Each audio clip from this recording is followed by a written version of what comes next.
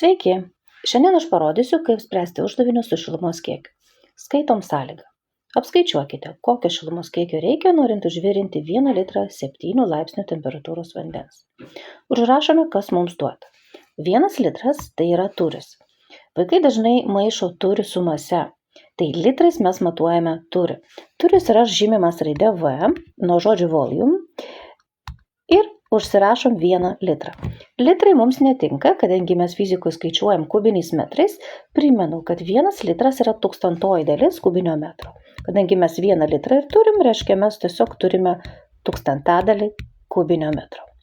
Taip pat mums yra duota, kad šiuo metu vanduo yra 7 laipsnių. Tai yra pradinė vandens temperatūra, mes ją tiesiog pažymėsime T1, 7 laipsniai.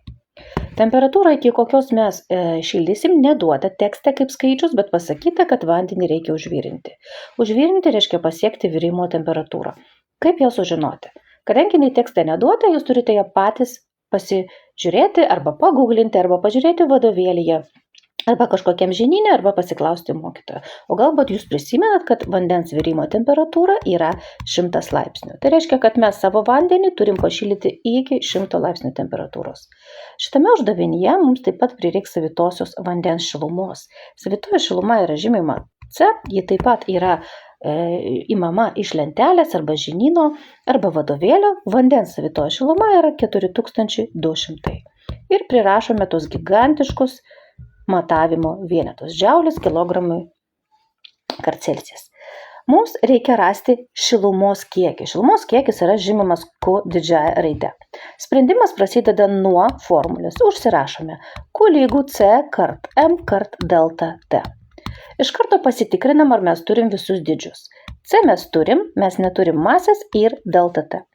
Delta T yra temperatūros pokytis ir mes kartu galim jį susirasti. Temperatūra buvo 7, o tapo 100. Tam, kad rasti temperatūros pokytį, mums reikia paimti skirtumą. Iš 100 atimti 7 laipsnius ir mes gauname 93 laipsnius. Tai reiškia, kad mūsų vandens temperatūra pakito 93 laipsniais. Toliau mums reikia susirasti masę. Primenu, kad masę mes galim susirasti iš formulės tankis padaugintas iš tūrio. Tūrį mes turime, bet mes neturime tankio.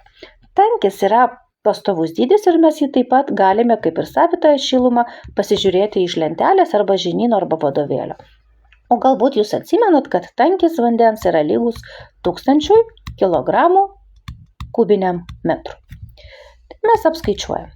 Čia įrašom 1000 kg kubiniam metrui, o tūrį rašom tą, kurį mes čia susiradom pasivertę.